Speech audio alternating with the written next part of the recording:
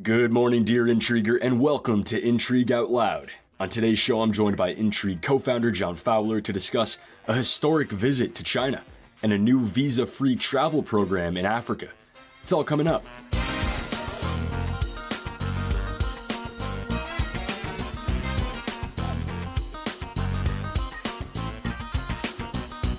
Hey, John. How are you? Very well, Ethan. I'm increasingly excited that we're all getting together. The team Intrigue's getting together in Austin, Texas this weekend. Four and a bit days away. The listeners won't know this, but we're flying in. You and I are lucky. You and I are extremely lucky to be flying. Right. Respectively, I think you're coming from LA. I'm coming from hours. DC. Couple hours. We've got our managing editor, JD, flying in from north of Brisbane, Australia. I think he might be on a bus right now to the airport as we speak. What did he say? So, he said 50 hours travel time 50 down hours back? total. Yeah, for about 72 hours on the ground. So we got to make it worth his while. Absolutely. Well, in the meantime, John, we've got a big story to cover, and it feels like this story is sort of tailor-made for you. Kind of like they cooked it up in a lab just for you. It combines, I think, two of your biggest interests, China, of course, being one of them, and being Australian. And the story here, of course, is Prime Minister Anthony Albanese's visit to Beijing. Well, I'm not sort of sure that being Australian is as an interest. I didn't have much choice in the matter, but a good segue. State of existence. Exactly, a good segue, a good effort nonetheless. But no, this is a huge story, and not just in Australia. I think right around the region and the world. Not least because the current Prime Minister Anthony Albanese's visit, it coincides with the 50-year anniversary of a former Australian Prime Minister, a guy by the name of Gough Whitlam. He had a historic meeting with Mao Zedong in early November 1973. And that was to celebrate the sort of opening of Australia-China diplomatic relations. And this visit this past weekend kind of coincided with that. So there was this nice parallel between the characters involved in that visit and the characters involved in the visit this weekend. I think first off, we have Xi, who's often compared to or sort of sits alongside Mao as an incredibly dominant Chinese leader. He's authoritarian. He probably wouldn't love that comparison for lots of reasons, but, it's there. They both had probably would like it for other reasons. Well, exactly. And the absolute power they wield over their country and the solidification of the Communist Party over China. They would like that comparison for sure. Right. And then on the other side, Albanese, like Gough Whitlam, he hails from the same party, the Labor Party in Australia, which is the sort of centre-left party. And he's just come to power following a string of conservative, more China hawkish prime ministers from the Liberal Party, which is the sort of centre-right party in Australia. Long story short, the visit was full of imagery, including Albanese and his foreign minister, Penny Wong, going to the echo wall of the Temple of Heaven in Beijing, somewhere I've been myself, to pay homage to a photo that was taken during Whitlam's visit in 1973, where the giant prime minister, Whitlam was about, 6'5" or something like that. He's leaning up against this wall with his ear. So they kind of went to not quite recreate it, but at least make the obvious parallel for the media so that photos and headlines could be written. That's fascinating, John. I'm not at all convinced that Gough is a real name, but I'll take your word for it. It's an odd one, isn't it? Yeah. It sure is. Yeah, one of those mid-century sort of names that they've since retired. But you pointed this out. It sounds like more than a coincidence. It sounds like Albanese sort of invoking Whitlam's memory, maybe as some sort of signal. So what is the signal? What was the state of Australia-China relations back in Whitlam's day? Yeah, well, like I said, Whitlam, the visit was the start or the opening of diplomatic relations with the People's Republic of China, PRC, the current Chinese government, in 1973. Gough Whitlam actually visited China earlier when he was the leader of the opposition, I think in 1971. And that was even before the very, very famous secret trip of US Secretary of State Henry Kissinger when he went to visit China to sort of open up relations for Nixon a couple of years later. So I think Whitlam took a real significant political risk in going at that time. Again, US didn't have diplomatic relations at that time, and it was a real wedge issue. China was a wedge issue in Australian politics. The Liberal Party was using communism, fears of communism, to its political advantage at the time, and I think Australia probably wanted to stick to the US position a little bit more closely. Actually, just a few years before Whitlam took office back in 1966, another former prime minister, Harold Holt, he recognized the Republic of China. Now, you got to be careful. The Republic of China is actually the name for the Taiwanese government. So he recognized Taiwan as an independent country, sent an ambassador to the island for the first time. And that obviously enraged the Communist Party in China, the PRC. So that at that time, Australia-China relations were obviously in the doldrums, really low. Actually, just as an aside, Harold Holt famously drowned off the coast, off the coast of Victoria, in December 1967, while he was Prime Minister. And you can imagine the kinds of conspiracy theories that cropped up about, bad relationship with China, Prime Minister goes missing. So, in a word, relations weren't great before Whitlam. And how about today? I mean, are there more parallels to be drawn? Yeah, I mean, you got to be careful drawing these kinds of parallels. But I think it's certainly been a tough 7 or 8 years in the Australia-China relationship. I draw no conclusions from the fact that about the time I started my diplomatic posting in China was about the time that relations started to go south. So we'll leave that there. But no, and I guess a parallel with Whitlam's visit is that it's a huge deal for Albanese to go because of that 7 or 8 tough years in the Australia-China relationship. Prime Minister hasn't visited since, I think, 2016. So that's a big deal in and of itself. So, before the kind of downturn, let's call it 2016, 2017 for Australia and China, they generally collaborated on trade fairly well. They had a relatively functional working diplomatic relationship. And there are plenty of reasons, and probably no single reason explains the reason that that relations started to go south. But by the time that another former Prime Minister, Australian Prime Minister Scott Morrison, called for an independent inquiry into the origins of COVID. I think he did that in 2020. The relations, again, were at an absolute bottom. And again, you can imagine why.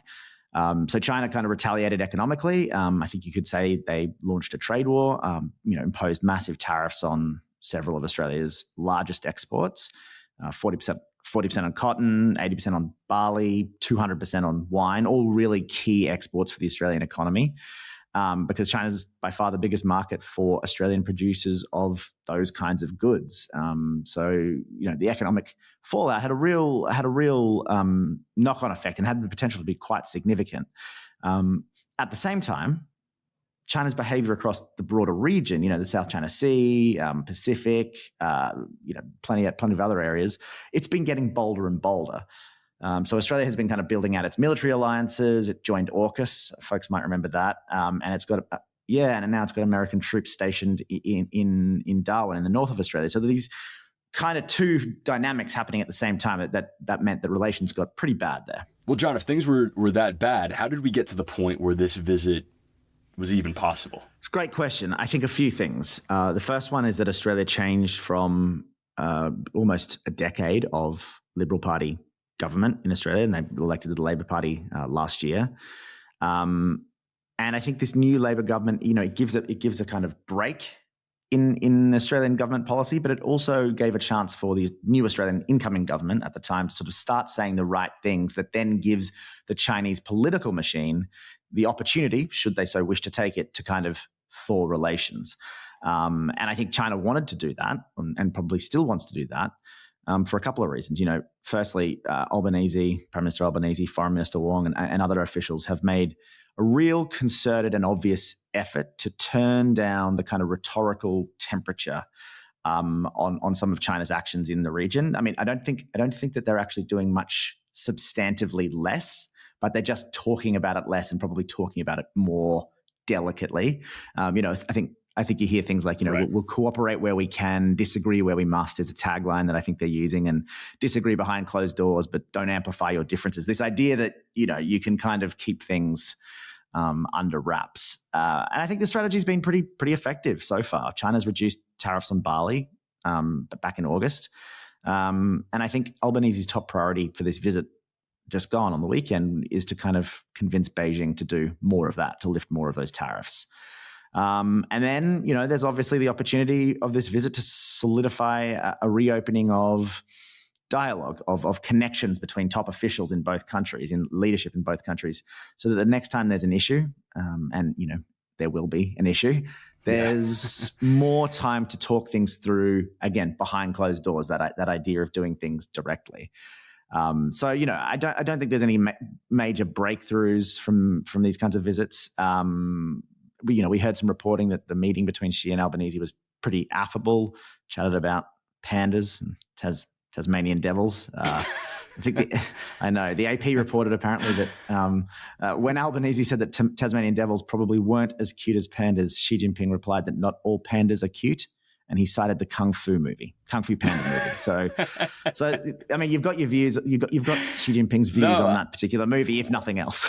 I mean, can you weigh on it? Can you weigh in on this and settle this? I haven't seen it, I'm afraid. Well, just generally, pandas versus Tasmanian devils. Okay. Pandas are much cuter. No question.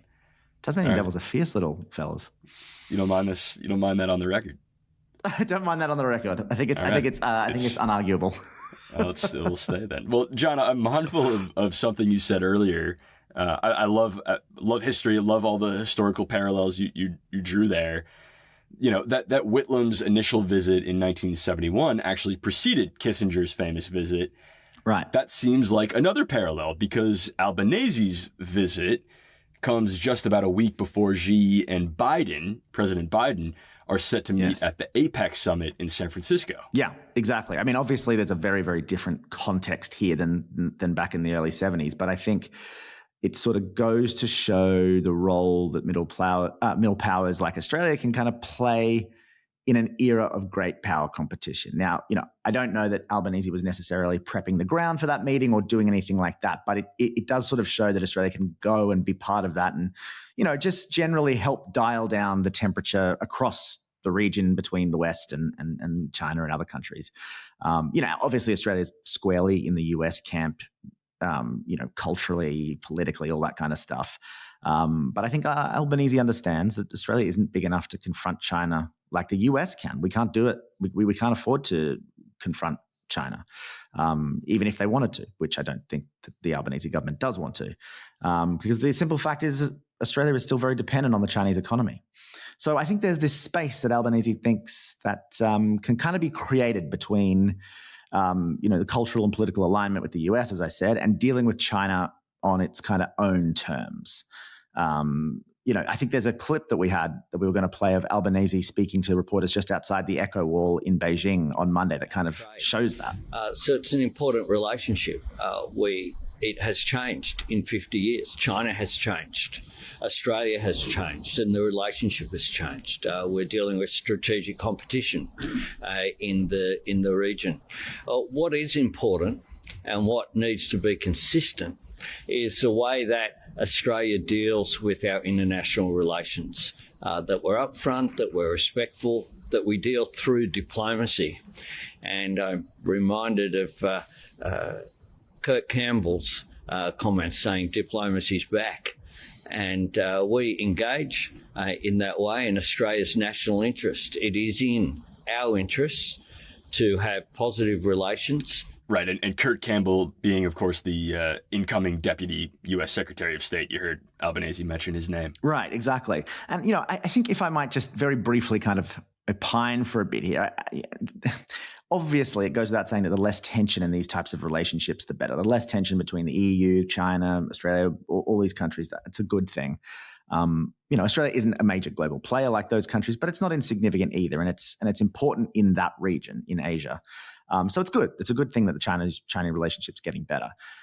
But it's very easy to talk about Tasmanian devils and Bali and pandas and all those nice things that people kind of agree on.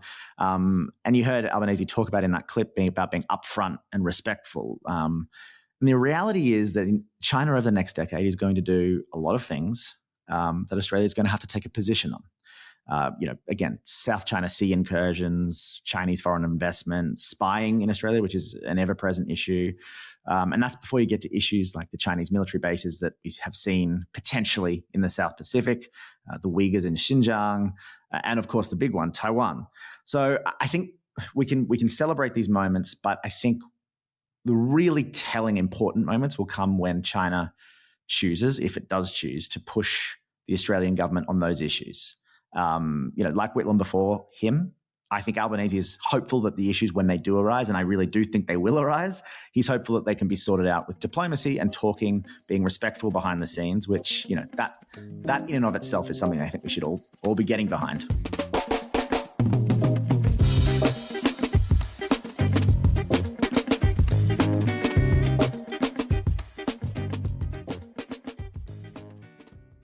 Today's episode is sponsored by us. Yes, us.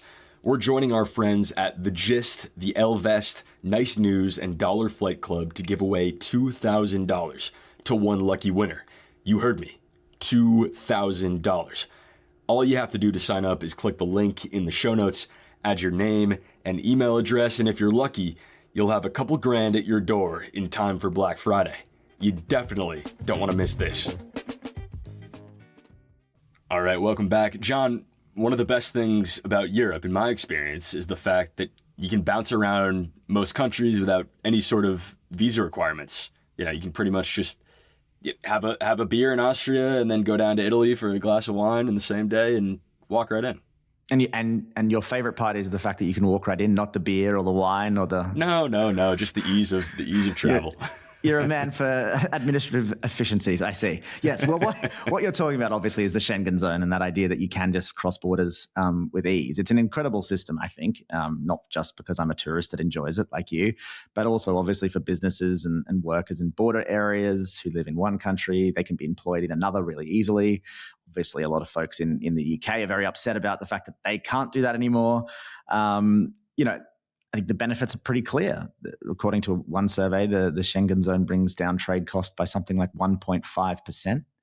It doesn't sound like a lot as a percentage, but when you consider that, we're talking about economies worth hundreds of billions of dollars, or even trade worth even more than that, it's a ton of money to be saving just through policy. So it's important. Right, and it's a really important, maybe even remarkable feature of the European Union.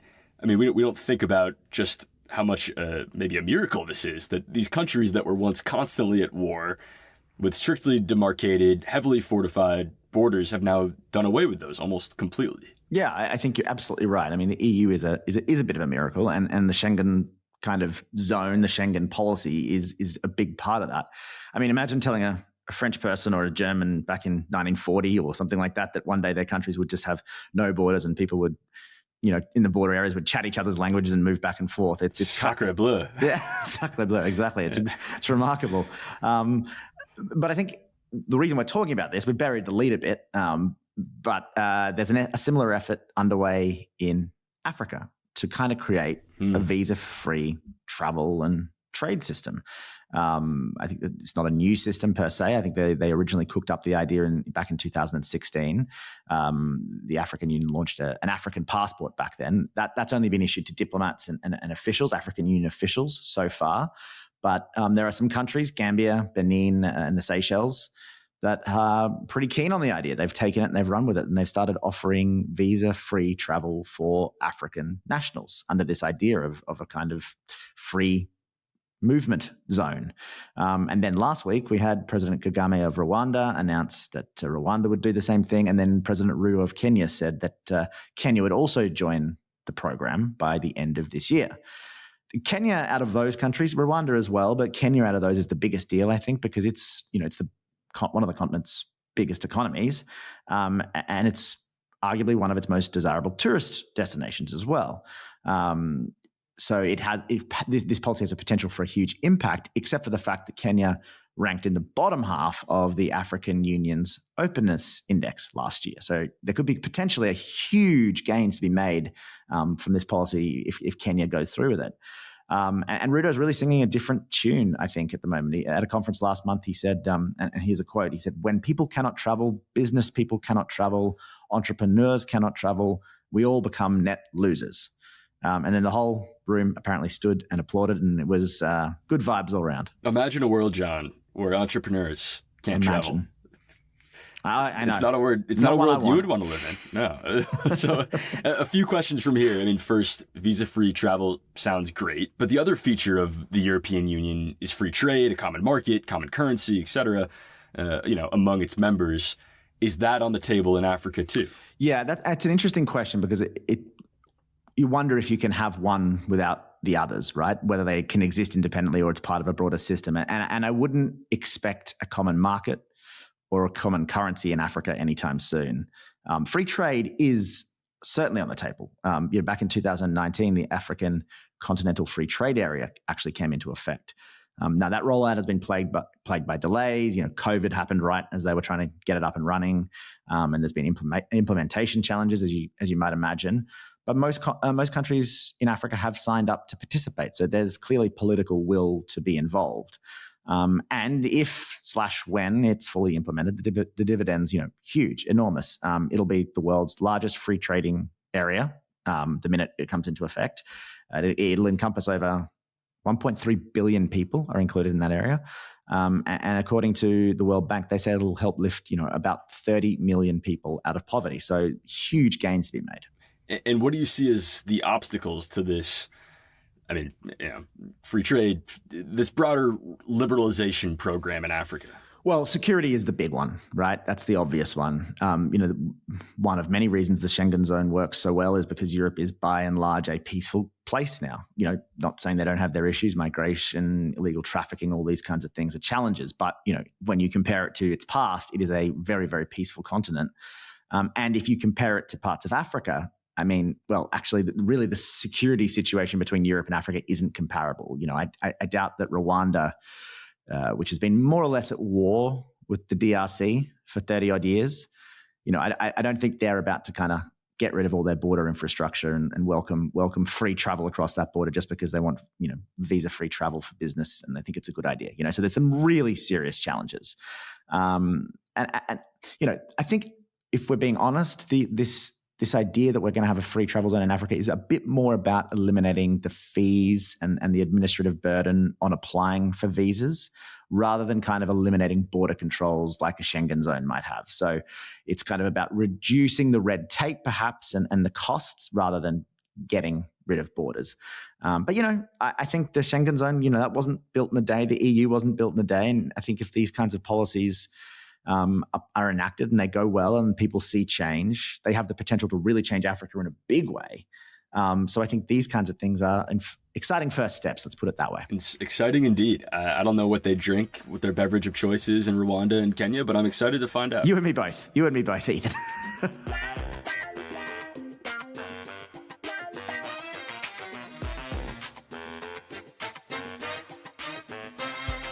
And that's going to do it for me. By the way, if you're anything like me, you've had an awfully difficult time staying off social media the past few weeks.